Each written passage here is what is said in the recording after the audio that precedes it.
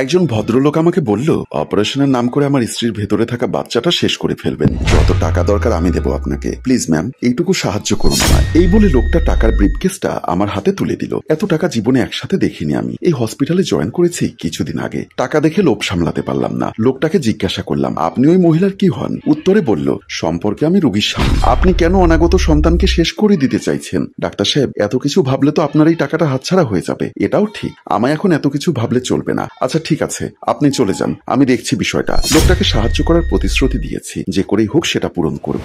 একটু পরে রেডি হয়ে অপারেশন থিয়েটারে গেলাম। ভিতরে ভদ্রমহিলা বেশ বিমর্ষ হয়ে শুয়ে আছেন। আমাকে দেখেই হাউমাউ করে কান্না শুরু করে দিলেন। আমি আস্তে করে রোগীর হাতটা ধরলাম এবং মনে মনে ভাবলাম, একজন ডাক্তার হয়ে রোগীর সাথে প্রতারণা করতে যাচ্ছি, আর সেটা জেনে বুঝি। ডাক্তারদের ধর্মই মানুষের প্রাণ বাঁচানো। সেখানে আমি কারো প্রাণ নিতে চলেছি যার কিনা পৃথিবীর মুখ দেখার সৌভাগ্যটুকু হয়নি। ম্যাম, আমি জানি আমার পেটের ভেতর একটা টিউমার হয়েছে, সেটা বের করতে দেখবেন আমার সন্তানের যেন কোনো ক্ষতি না হয়। ওর কিছু হয়ে গেলে আমি বাঁচবো না। আচ্ছা, আপনি এত চিন্তা করবেন না, আমি কথা দিচ্ছি আপনার সন্তান সেফ থাকবে। একটা অনুরোধ করবো ম্যাম, কথা দিন আমার অনুরোধটা রাখবেন আপনি। অনুরোধ? কিসের অনুরোধ বলুন? যদি অপারেশন করতে গিয়ে আমার সন্তানের কিছু হয়ে যায়, প্লিজ আপনি আমাকেও মেরে ফেলবেন। আমি জানি ওর আসার সময় হয়নি এখনো পৃথিবীতে, কিন্তু ওর কোনো ক্ষতি করে আমি বেঁচে থাকতে চাই না, বলে বুক ফাটা কান্না করতে লাগলো। লক্ষ্য করলাম মেয়েটির কান্না দেখে আমার অ্যাসিস্ট্যান্টের চোখ বেয়ে পানি গড়িয়ে পড়ছে। সত্যি বলতে আমি নিজেও কখনো দেখিনি একজন মায়ের সন্তানের জন্য আকুতি কতটা বেদনাদায়ক হতে পারে। বেচারি কি করে জানবে একটু পরে ঠিক কত বড় সর্বনাশ হতে চলেছে। এরপরে তাকে একটা চেতনানাশক ইনজেকশন পুশ করলাম। অপারেশন শুরু হলো। এক অদ্ভুত দোলাচালের সৃষ্টি হয় আমার মনে। কখনো মনে হচ্ছিল ভদ্রমহিলার মাতৃত্বের কাছে নিজে নিজেকেই হারিয়ে দেই, আবার কখনো সেই ভদ্রলোককে দেওয়া কথার পালন করি। নিজের মনের সাথে যুদ্ধ করতে করতে অবশেষে আমার স্বার্থের কাছে বিবেক হেরে যায়। শেষ করে দিলাম ভদ্রমহিলার অনাগত সন্তানটাকে।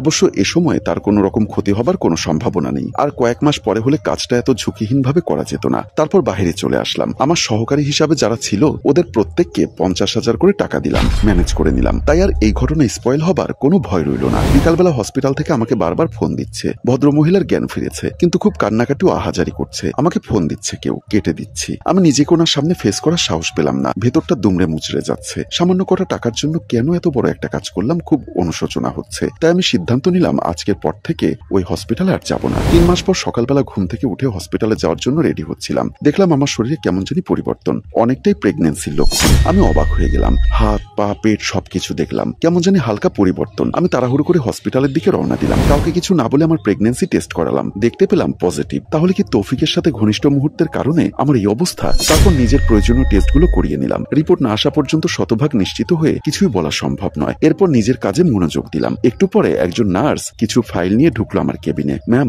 সেই পেশেন্টের কথা মনে আছে? কোন পেশেন্ট? আরে 2-3 মাস আগে যার টিউমার অপারেশন করেছিলেন আপনি, পরে পেটের বাচ্চাটাও মারা যায়। নার্সের মুখ থেকে হঠাৎ কথাটা শোনার পরে বুকটা আবারও ধরফর করে উঠলো আমার। হ্যাঁ, কেন, কি হয়েছে? উনি তো গতকালকেই মারা গেছেন। কি, মারা গেল কি করে? আর সেটা তুমিই বা জানলে কি করে? শুনেছি বাচ্চাটা মারা যাবার পরে মানসিকভাবে বেশ বিপর্যস্ত হয়ে পড়েছিলেন। খাওয়া দাওয়া এক প্রকার বন্ধই হয়ে গেছিল তার। তারপরে শুনলাম গতকাল উনি সুইসাইড করেছেন। তার পরিবারের দাবি বাচ্চার শোকেই নাকি সে নিজেকে শেষ করে দিয়েছে। যদিও এর সত্যটা কতটুকু আমি জানি না। কি বলছো তুমি এগুলো? ভদ্রমহিলা সুইসাইড করেছেন? আচ্ছা, তুমি জানলে কি করে বললে না তো? ওনার বাবার বাড়ি আমার নতুন শ্বশুর বাড়ির খানিকটা কাছেই। ভদ্রমহিলার পরিবার জাস্ট কয়েক বছর আগে নতুন বাসা নিয়েছেন ওই এলাকায়। ইনফ্যাক্ট আমি নিজেও জানতাম না এতদিন। কাল সুইসাইডের ঘটনা শুনে যখন দেখতে গেলাম, তারপরে সবটা পরিষ্কার হলো। আচ্ছা, ওর স্বামী কোথায়? তার বিষয়ে জানো কিছু?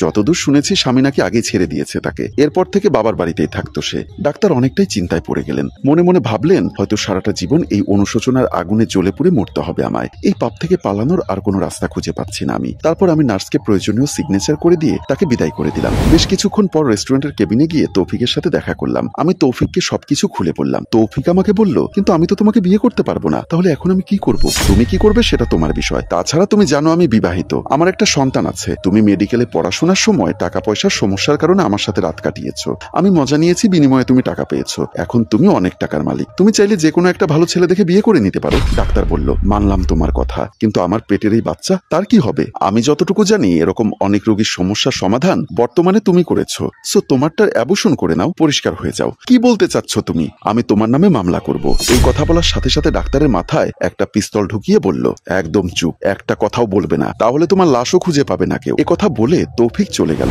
বাড়িতে ঢুকে দেখি সবকিছু যেন স্তব্ধ হয়ে আছে। একটু পরে একটা মহিলা এসে বলল, আপনারা কাকে চাচ্ছেন? আমি দেখা মাত্র চিনে ফেললাম, এ তো আমার ছোটবেলায় হারিয়ে যাওয়া সেই অভাগিনী মা। তার মানে সেই দিনের ওই ভদ্র মহিলাটি আমার বড় বোন ছিল। আমি নিজ হাতে আমার বোনের এত বড় সর্বনাশ করেছি। মনের অজান্তেই বুকটা ভেঙে চুরমার হয়ে যাচ্ছে, চোখ দিয়ে অজস্র পানি বের হচ্ছে। একটু পরে অন্য রুম থেকে আমার আব্বা অ্যাক্সিডেন্টে অন্ধ হয়ে গিয়েছিল। তাদেরকে আমি কত খুঁজেছি, আজ ভাগ্যের কি নির্মম পরিহাস। এই অবস্থায় এসে দেখা হলো। আমি নিজেকে আর কন্ট্রোল করতে পারলাম না, মাকে জড়িয়ে ধরে কান্না করতে লাগলাম। অনেকক্ষণ কান্না করার পর বললাম, মা আমাকে চিনতে পেরেছ?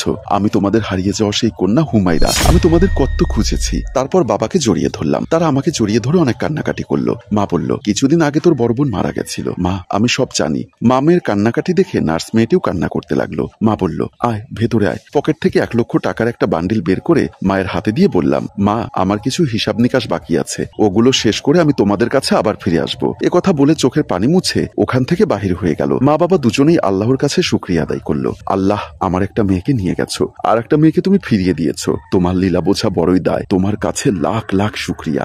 কথা বলে মা বাবা একজন আর একজনকে জড়িয়ে ধরে কান্নাকাটি করতে লাগলো। সম্মানিত দর্শক, আমাদের সমাজে এমন কিছু ঘটনা আছে যা মুখ দিয়ে প্রকাশ করা যায় না। কিছু অনিবার্য কারণে নিজে নিজেই কষ্ট পেতে হয়। ডাক্তার কি পারবে তার অনাগত সন্তানের পরিচয় দিতে, কিংবা তার প্রকৃত প্রেমিককে বিয়ে করে বাচ্চাটিকে সামাজিক মর্যাদা দিতে? গল্পটি ভালো লাগলে লাইক, কমেন্ট ও শেয়ার করে চতুর্দিকে ছড়িয়ে দিন। গল্পটির ভাবনা ও প্রযোজনায় মঞ্জুর মোর্শেদ, ক্যামেরায় তানজিদ। ধন্যবাদ।